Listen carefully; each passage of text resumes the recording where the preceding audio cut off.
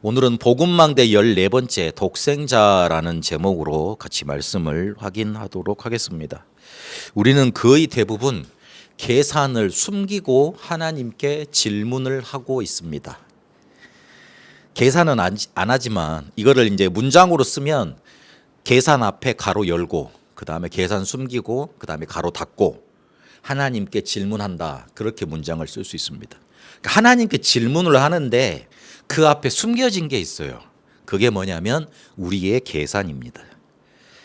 어떤 계산을 주로 하냐면 세상적인 계산을 주로 하게 되어 있습니다. 주로 그걸 합니다. 세상적인 계산은 뭡니까? 고차원적인 게 아닙니다. 먹고 사는 겁니다. 결국은 돈 계산입니다. 아브라함이 하나님께 명령을 받았는데, 그 전에 하나님께 부름을 받았는데, 너는 본토 친척 아비 집을 떠나 내가 내게 지시할 땅으로 가라, 그렇게 말씀을 받고 명령을 받았습니다. 잘 생각해 보세요. 지금같이 미국 가려 그러면 이스타라는 비자가 있지 않습니까? 비자가 아니죠, 허가증이죠. 무비자예요 사실은. 근데 일단 이 사람들이 우리나라에 오는데 확인을 하겠다고 미리 그게 인정을 하는 거예요. 호주도 그런 게 있고 그렇잖아요. 그래서 이제 입력을 하고 그러면 승인 나면 바로 가면 되거든요. 아니면 관광 비자를 가지고 가야 돼요. 그런데 지금은 우리나라 여권 가지고 100 몇 개국인가? 그건 무비자로 갈 수 있습니다. 희한한 게 베트남 가면요, 우리나라 사람들은 무비자로 쭉 들어가는데 그것도 90일이잖아요 바뀌어가지고. 그런데 미국 사람은 비자 내고 들어가야 돼요. 미국 니들은 우리 미치라 이거죠.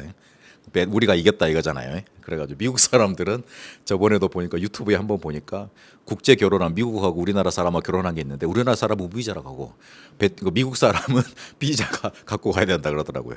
이 사람이 한국말을 잘해.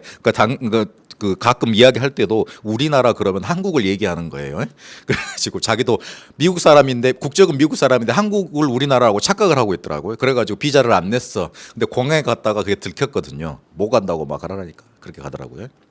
하여튼요, 지금은 비자나 내거나 아니면 비행기 타고 모든 나라를 갈 수 있습니다. 근데 그 당시에 여행을 한다는 것, 거주지를 옮긴다는 거는 죽음이에요. 예전에는 동네에 나쁜 하는 사람 이렇게 이방인이 들어오잖아요. 가만 놔두지 않고 쫓아내든가 아니면 죽이든가 그럽니다. 그게 옛날 시대였습니다. 그런데 그 당시에 본토 친척 아비 집을 떠나라는 거는 너 내가 안 책임지면 너는 죽는 거야, 이걸 말씀하시는 거예요. 죽을 대로 가라는 거예요, 쉽게 말하면. 그러면 자기하고 자기 그 부인밖에 없습니까? 그렇지 않죠. 자기한테 딸린 식구가 많거든요. 아브라함을 족장 중에 한 명이라 그러거든요. 그러니까 마을 뭔가 이렇게 책임진 리더 중에 한 사람이었던 거예요. 그 중에 딸린 뭔가 그 식구들이 많았던 거예요. 데리고 나오려면 얼마나 그래요. 다 데리고 나오려고 그러는데 그때부터 일단 머리가 아프기 시작한 거죠. 이걸 어떻게 해야 되지?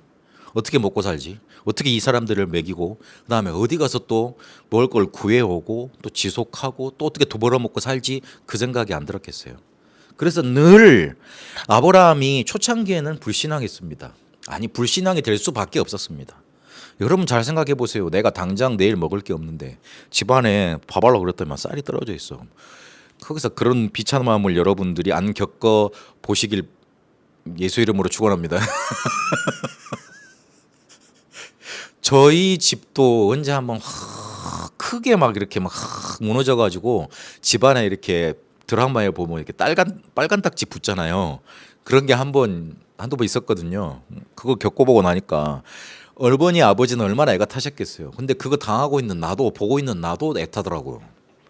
그런 거잖아요, 쉽게 말을 하면. 얼마나 애가 탔겠어요. 그러니 당연히 뭐가 나옵니까? 현실적인 어려움이 생기니까 마음속에 하나님이 안 믿는 불신앙이 생길 수밖에 없죠. 늘 그랬습니다. 그래서 아내를 루이라고 속였다는 거, 우리가 보기에는 아이고 저 사람 왜 저래 그렇게 보이지만 살아남으려고 그럴 수밖에 없었던 거예요. 그리고 조카 롯을 항상 데리고 다녔잖아요. 항상 보험을 두고 다녔던 거예요. 내가 죽으면 얘가 우리 가족을 그리고 우리 집단을 끌고 가야 될 후계자야, 그리 생각할 수밖에 없어요. 그거 생각 없이 일단 살았다는 것 자체가 가장으로, 쉽게 말하면 지도자로 자격이 없는 거예요. 그 불신자 이제 세상적으로 봤을 때는 괜찮은 리더였던 거예요. 근데 하나님 보시기에는 아니야. 왜냐하면 언약을 줬잖아요. 내가 너에게 지시할 땅으로 가라. 그 말은 내가 너를 다 책임지겠다. 그게 포함되어 있는데. 그래서 하나님이 자꾸 고난을 주셨던 겁니다. 그래서 창세기 13장 18절에 보니까 그 전에 14절에 보니까 롯이 아브라함을 떠난 이후에 18절에 뭐 합니까? 하나님이 축복하시고 난 다음에 여호와를 위하여 단을 쌓잖아요. 그 뒤로 아브라함에게 응답의 문이 계속 열려집니다. 먹고 사는 계산 그때부터 실제로 버렸다는 거예요. 그거 떠났다는 거예요. 될 수밖에 없지만 그거 떠나야 됩니다. 버려야 됩니다. 애굽에서 나온 이스라엘 사람들이 출애굽 이후에 계속 요구했던 게 뭡니까? 밥 달라는 거잖아요. 물 달라는 거잖아요. 그랬잖아요. 거기에 희한한 단어들이 많이 나와요. 우리가 애굽의 그 구덩이 옆에서 불구덩이 옆에서 다 고기도 꼬가 먹고 부추도 먹고 마늘도 먹고 수박도 먹었는데 그렇게 말을 합니다. 성경 읽어보면 참 희한한 단어들이 많이 나오니까 그때 부추가 있었을까 그랬는데 부추가 있었나 봐요. 부추도 있고 마늘도 있었대요. 마늘 굉장한 향신료잖아요. 그래서 마늘 먹으면 막 사고 그러는데 어쨌든 그런 것들 먹었다고 그렇게 말을 하면서 왜 우리를 이렇게 굶게 하느냐 힘들게 하느냐 대부분 먹는 거 거기에 집중해서 계속 하나님께 요구하고 그 하나님의 사자인 모세에 대해서 계속 그렇게 괴롭혔습니다. 그런데 희한한 건 굶어 죽지 않았어요. 희한한 건 이 사람들의 옷 하나도 신발 하나도 헤어지지 않았다고 그래요. 야, 40년 동안 신고 다니는 신발이면 얼마나 튼튼해야 되는 거예요?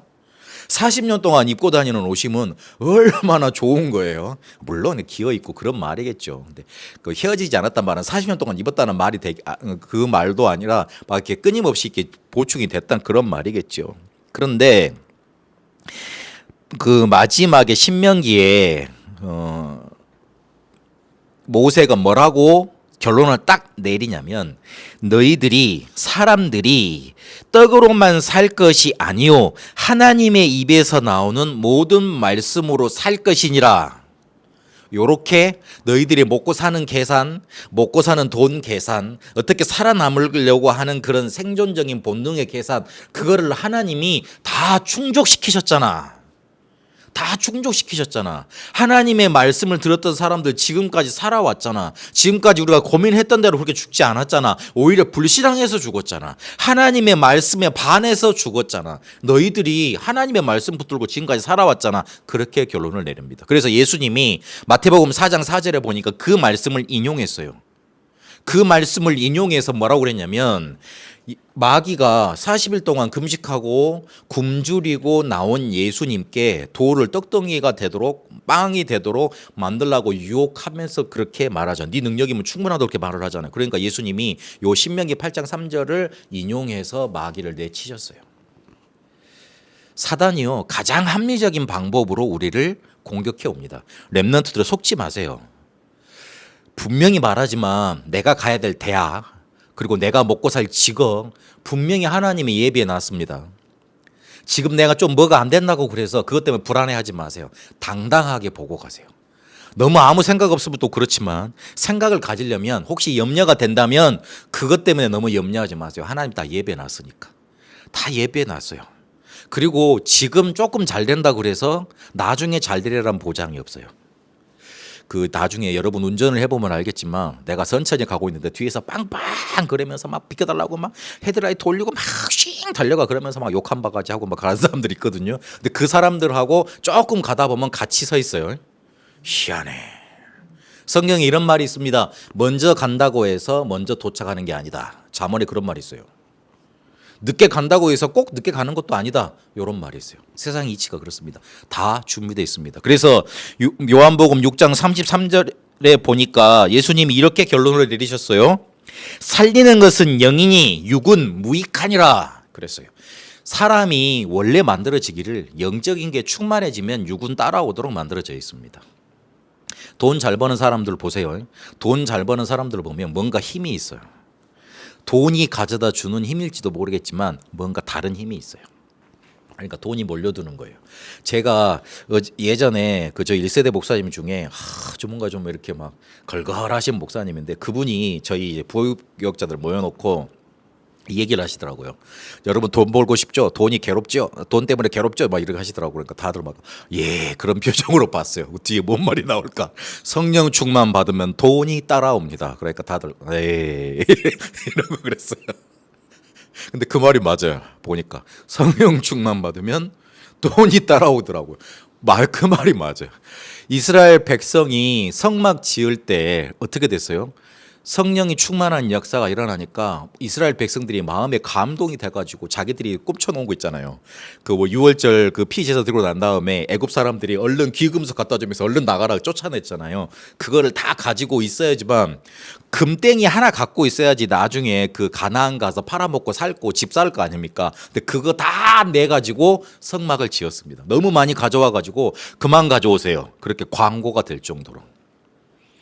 영적으로 우리가 충만해지면 따라오게 돼 있습니다. 내가 영적으로 어두워지고 힘 없잖아요. 일이 막힙니다. 일이 막히면 내 생업이 문제가 오겠죠. 생업이 문제가 오면 돈 안 되잖아요. 그래서 예배 드리는 거, 영적으로 충만해지는 거 보통 일이 아니에요. 우리는 항상 세상적인 계산을 숨겨놓고 하나님한테 이럽니다. 하나님 나 왜 이렇게 힘들게 하세요? 하나님 나 왜 이렇게 뭐가 안 돼요? 하나님 나 왜 이렇게 고통스럽고 나만 왜 이 문제를 가지고 있어요? 세상적인 계산을 숨기고 하나님께 나아갑니다. 원래는 솔직히 따지면 좀 잘 살고 싶은 거잖아요. 제가 옛날에 그랬어요. 잘 살고 싶었어요. 조금 좋은 대학도 가고 싶었어요. 그래가지고 자 봐라 내가 이런 대학도 나왔다 이러고 싶었어요. 또 그러고 싶었다니까. 나쁜 놈이었죠. 자 봐라 내가 복음 가지고 뭐 이러니까 하나님 이렇게 축복해 주신다 이러고 싶었다니까. 근데 알고 보니까 다 세상적인 계산. 그걸 숨기고 내 실제 문제를 제대로 보지도 못하고 하나님만 원망하고 살았더라고요. 그리고 두 번째로는 어떤 계산을 숨기고 하나님께 질문하냐면 종교적인 계산을 숨기고 하나님께 질문합니다. 종교적인 계산이란 말은 무슨 말입니까? 하나님 내가 이렇게 했으니 이렇게 응답해 주세요 이거예요. 자꾸 하나님께 조건을 건다니까. 하나님 내가 이만큼 했으니까 하나님 나 이렇게 축복해 주세요.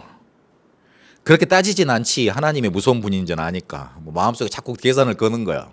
내가 이리 하면 하나님이 이리 축복해 주실까. 그렇게 될 수밖에 없어요. 왜냐면 뭔가 앞이 보이지 않고 막막하니까 그럴 수밖에 없습니다. 하나님이 그 마음도 잘 아십니다. 오늘 요한복음 3장 16절을 읽었는데 유명한 구절이고 성경의 가장 핵심이라고 말하는 구절 아닙니까? 그런데 이 이야기가 예수님이 하신 얘기인데 어떻게 흘러나오게 됐습니까? 요한복음 3장을 읽어보면 니고데모라는 유대인의 지도자가 밤늦게 예수님을 찾아와서 뭔가 이렇게 질문하고 뭔가 예수님을 만나서 면담을 하다가 나온 이야기입니다. 니고데모가 솔직히 구원의 확신이 없었어요. 솔직히 구원의 확신이 없었어. 그래서 예수님을 보고 예수님은 하나님과 함께 하시는 그런 선생입니다. 하나님이 내신 지도자입니다. 그러면서 막 칭찬을 하는 거예요. 그러니까 예수님이 뭐라 그래요? 물과 성령으로 거듭나지 않고는 네가 구원받을 수 없다. 그렇게 확 찔러버리잖아요. 내가 네가 나를 찾아온 이유를 안다. 간파를 하시고 말한 거잖아요. 그렇죠? 하나님이시니까 다 아실 거 아니에요. 숨기고 찾아오는 계산을 아셨을 거 아니에요. 얘가 솔직히 대단한 유대인의 지도자고 종교 지도자고 권력도 많고 돈도 많은데 솔직히 마음으로는 내가 정말 하나님께 축복을 받았는가? 하나님께 정말로 구원을 받았는가? 이 부분에 대해서 확신이 없었던 거예요. 확 찔러버리신 거예요. 그래가지고 구원에 대해서 쭉 설명을 합니다. 그러니까 이해를 못하죠. 아이고 두 번 어떻게 태어납니까? 내가 어머니 뱃속으로 다시 들어가야 됩니까? 그러니까 예수님이 뭐라 그래요? 야 바람이 왔다 갔다 하는 거 바람이 실체가 없잖아요. 근데 왔다 갔다 하는 거 보고 알잖아요. 성령께서도 그렇게 임하시는 거야. 하나님의 나라가 그렇게 임하는 거야. 내가 지금 땅의 일을 말하잖아. 근데 네가 하늘의 일을 내가 말해주면 네가 이해를 하겠니? 구원은 하늘에 속한 건데 이해를 못하지 않니? 그래서 내가 모세가 노뱀을 든 것 같이 나도 그렇게 들려야 된다. 십자가 사건을 말씀하시는 거죠. 그러면서 세상을 이처럼 사랑하자. 무슨 말이에요? 예수님을 십자가에 내어줄 만큼 그렇게 이 세상을 사랑하셨다는 거예요. 그렇게 사랑을 하셨어요. 자기 독생자를 줄 만큼. 사랑하사 독생자를 주셨으니 영생 얻게 하도록 내가 길을 열어주겠다 그렇게 말씀하시면서 끝나죠. 내가 잘하면 우리가 응답을 받습니까? 우리 자녀들 내가 공부를 잘하고 내가 엄마 말씀을 잘 듣고 그래야지 용돈이 나옵니까? 보통 말 안 들으면 용돈 안 주는 집안 그런 집안도 있대요. 부모는 조금 의심해 봐야 돼요. 그럽니까? 그렇지 않죠. 잘못해도 부모 자녀라는 관계 때문에 응답을 해주고 그 다음에 먹을 것까 책임져 주고 모든 걸 다 책임져 줍니다. 결국은 우리가 뭔가 잘해서 내가 이렇게 뭔가를 했으니 하나님 응답해 주시는 게 아니고 하나님은 우리에게 하나님의 자녀라는 그 관계 때문에 응답해 주십니다. 그래서 종교적인 계산도 버려야 돼요. 이것도 버려야 돼요. 그리고 마지막으로 복음, 영적인 것도 우리는 어떤 때 계산을 합니다. 복음도 계산적으로 받습니다. 어마어마한 복음인데 엄청난 복음인데 이것도 계산적으로 받을 때가 많이 있습니다. 왜 목사님 777 기도 계속 하라 그럽니까? 777 무슨 암호입니까? 이렇게 물어보는 사람도 있고요.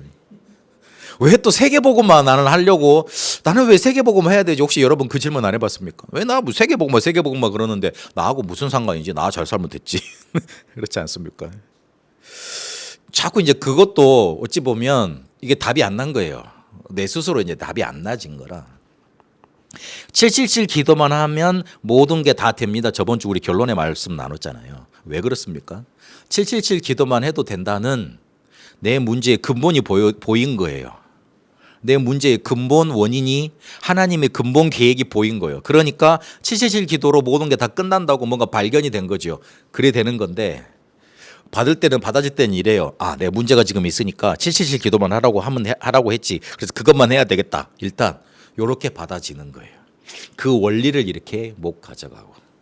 세계복음화도 결국은 내가 뭔가 이렇게 잘 되고 싶어서 성공하고 싶어서 그건 딱 숨기고 세계복음화 하면 하나님이 나를 축복하셔야 되니까 어쩔 수 없지. 나를 성공시켜 주겠지. 그렇게 딱 가는 거예요. 조교적 계산하고 딱 맞아지죠.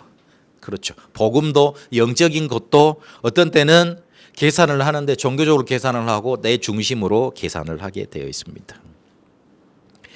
우리가 복음을 영적인 것을 계산을 하면서 받아들이면 뭐가 힘드냐면 문제 자체가 오면 힘이 듭니다. 자꾸 일이 터지잖아요. 그럼 힘에 겨워. 힘에 겨우면 뭐가 생깁니까? 자꾸 짜증이 생기죠. 짜증이 축적되면 뭐가 됩니까? 화가 되죠. 화가 축적이 되면 어떻게 되죠? 결국은 그게 나와요. 어쩔 수 없이 나오게 돼 있어요. 그렇게 되는 거예요. 그러면 내 안에 복음의 망대는 무너지고 자꾸만 흑암의 망대만 견고하게 세워지는 겁니다. 문제가 힘들면 이미 지고 있는 거예요. 이미 내 계산이 틀리고 있는 거예요.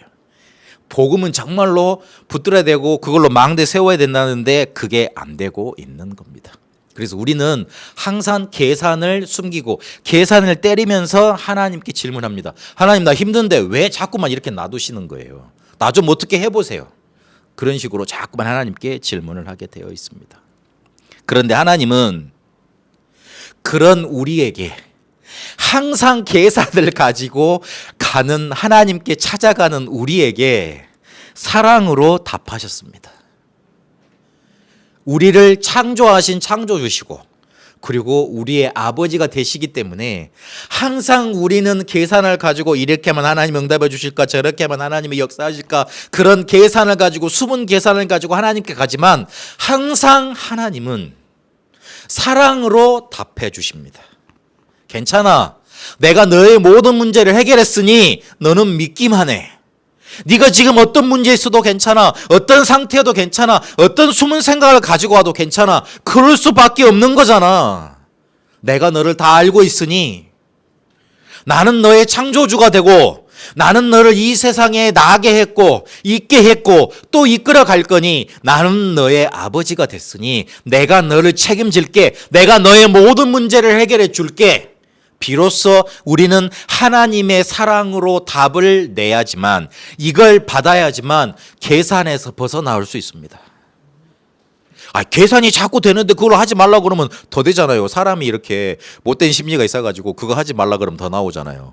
수능생들이 있는데 수능생들 이렇게 금지곡 있잖아요. 맨날 이렇게 막 예전에는 뭐 슈퍼 하여튼 막 있었어요. 막 머릿속에서 맴돈다고 공식이 안 떠오르고 그런다고. 우리에서 계산이 떠나갈 수가 없습니다. 그거 하려 그러지 말고 하나님이 사랑으로 우리에게 답 주신 거 딱 그걸 붙잡으세요. 그래서 그거를 관계 언약이라고 그럽니다.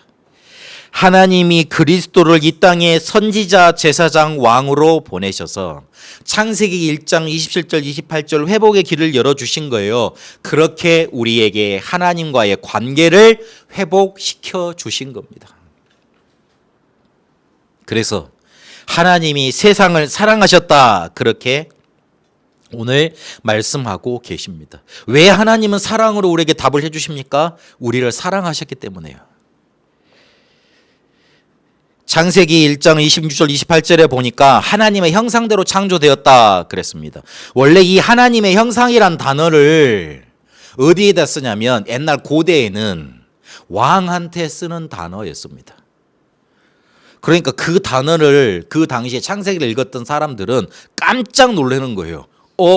우리를 나는 노예인데, 나는 완전히 지금 거지인데, 나는 완전히 지금 핍박자고 완전히 뭔가 이렇게 버려진 자 같았는데 나를 보고 왕이라고, 그런 형상 축복을 가진 사람으로 나를 만들어 놨다고 깜짝 놀라는 거예요.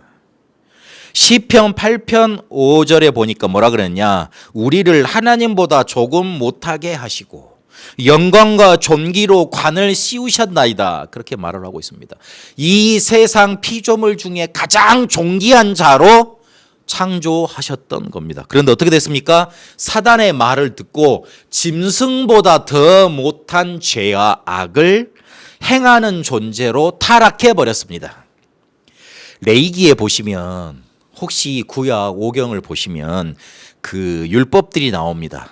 그래서 뭐 하라고 그러냐면 이거 하지 마라 저거 하지 마라 그런 말이 많이 나오거든요. 거기에 보면 굉장히 성적인 타락, 그런 죄에 대한 내용들을 많이 다루는 내용이 있어요. 가만히 읽어보면 완전 개보다 아니면 짐승보다 더 못한 짓을 하는 존재가 인간이에요. 그래서 그걸 하지 말라고 막 나열해 놨어요. 사람이 마귀보다, 사단보다 더 악한 짓을 해요. 마귀한테 충만해지면. 그런 존재가 돼버린 거예요. 원래는 천사보다 더 위의 존재로 만들어졌거든요. 근데 마귀의 말을 듣고 더 밑의 존재로 노예가 돼버린 거예요. 그래서 하나님은 타락한 상태로 인간이 멸망받는 것을 그대로 보고 계실 수가 없습니다. 없으셨어요. 어떤 부모가 자녀가 망해가는데 그거를 가만히 보고 있을 부모가 어딨냐고. 어떤 부모가 자녀가 지금 수영을 못해서 저 강가에 바닷가에 지금 이렇게 허우적 거리고 있는데 그걸 가만히 보고 있을 부모가 어딨냐고. 없어요. 우리 인간이 멸망당하고 그렇게 타락을 해서 저주당하고 사단한테 잡혀서 막 시달리고 있으면 그거를 가만히 보고 계실 수가 없었다니까요. 그래서 뭘 주셨냐면 독생자를 주셨습니다. 독생자라는 말 많이 해석할 필요 없습니다. 하나님이신 그 분이, 하나님의 아들이신 유일하신 그 분이 우리에게 오셨다는 뜻이에요. 인간을 구원하려면 하나님이 인간이 되시고 하나님이 구원자가 되시는 것 밖에는 길이 없습니다. 요한복음 1장 1절에서 14절까지 보니까 하나님이, 이 말씀이신 그 분이 인간의 몸을 입고 이 땅에 오셨다, 찾아오셨다, 그렇게 말을 하고 있습니다. 인간을 구원하시기 위해서 그 길밖에 없었어요. 그래서 성경의 핵심은 예수님께서 그리스도로 이 땅에 오셔서 모든 문제를 해결하실 거야. 구약. 예수님이 그리스도로 오셔서 우리의 모든 문제를 해결하셨어. 그리스도가 오셨어. 신약. 이 두 가지밖에 없습니다. 성경 많이 읽어도 좋습니다만은 두 가지만 기억하세요. 그리스도께서 오셔서 내 모든 문제 해결하실 거야. 구약. 그리스도께서 오셔서 모든 문제 끝냈어. 신약. 이것만 붙잡으면 돼요. 많은 것들을 알아야지만 성경의 핵심을 아는 게 아니에요. 성경의 핵심만 모르고 성경 지식 많이 알면 뭐합니까? 구원 못 받는데. 결국 다 막 신학을 탈탈 해도 막 그렇게 막 윤리적으로 잘 살아도 구원 못 받으면 그 무슨 소용이 있습니까? 결국 그렇죠. 그래서 성경은 뭘 강조하냐면 그리스도가 오셔서 우리의 모든 문제를 해결하셨다, 그 사실을 강조하고 있습니다. 그리스도는 창세기 상장 문제 해결자로 이 땅에 오신 겁니다. 그래서 창세기 3장 문제 때문에 우리의 모든 문제가 시작이 됐습니다. 여기에서 여러분 결론을 내셔야 돼요. 내 모든 문제가 그럼 창세기 3장 문제가 맞는 거야? 요 결론을 내셔야 돼요. 그래야지만 그리스도가 우리의 모든 문제 해결자가 됩니다. 그리스도가 모든 문제 해결자라니까 어떻게 해석을 하냐면 도깨비 방망이처럼 해석을 해요. 그래서 내가 공부 간들 때 그리스도는 모든 문제 해결자야. 그래, 그리스도 딱 붙잡아. 뚝딱 공부야 해결될지어다. 그렇게 생각을 한다니까. 맞는 말인데 조금 한 단계가 빠졌어요. 내 공부가 안 되는 문제가, 내가 지금 어려운 문제가 어디에서 시작이 됐다고요? 창세기 3장으로 시작이 됐다고요. 내 문제가 창세기 3장이라고요. 근데 그 과정이 빠져 있는데 단순히 그리스도는 모든 문제 해결자라만 붙잡으면 진짜 응답이 오겠냐고요? 응답이 오지 않지요. 그래서 확인해야 됩니다. 내 문제가 진짜 창세기 3장 문제가 맞습니까? 내 몸의 문제인데, 내가 지금 실수해서 온 문제인데, 저 사람이 나한테 뭔가 이렇게 트라우마를 준 건데, 내가 뭔가 환경이 안 좋은 건데 그게 창세기 3장 문제라고요? 맞아요. 그렇게 보는 게 맞아요. 아니, 그렇게 봐줘야 돼요. 그렇게 봐야지만 뭐가 붙들려요? 그리스도가 그리스도로 붙잡혀지는 거예요. 요게 그래서 모든 문제 해결자로 붙잡혀지게 돼 있습니다. 그 질문이, 그 단계가 반드시 있어야 됩니다. 예수님이 우리에게 독생자로 오셨습니다. 그래서 이거를 믿는 자마다 영생 얻게 된다. 그렇게 말을 하고 계시는 겁니다. 쉬운 말로 내가 다 해결했으니 이제 너희는 믿기만 해. 내가 너를 사랑했으니 그 사랑을 받아들이기만 해. 이런 말이에요. 그러면 어떻게 됩니까? 멸망하지 않게 됩니다. 구원하시고 멸망받을 수밖에 없는 죄에서 해방시키시는 거예요. 사망의 자리에서 생명의 자리로. 요한복음 5장 24절에 보니까 사망에서 생명으로 옮겨졌느니라 그랬어요. 옮길 것이다 안 그랬어요. 옮겨졌느니라 그랬어요. 완료형으로 끝나버린 거예요. 영생을 주신다 그랬습니다. 이게 무슨 말입니까? 영원히 산다는 말이 지금 천국 배경을 누리게 하시고 마지막 죽는 날 천국으로 인도하시고 마지막 심판 날에 영생에 참여하도록 만들어 주십니다. 마태복음 25장 잘 읽어보세요. 마지막 심판 날에 우리가 심판받거든요. 의인은 천국으로 가고 죄인은 지옥으로 가게 되죠. 그 영생의 길로 하나님이 우리를 인도하시는 거예요. 이게 바로 하나님의 소원입니다.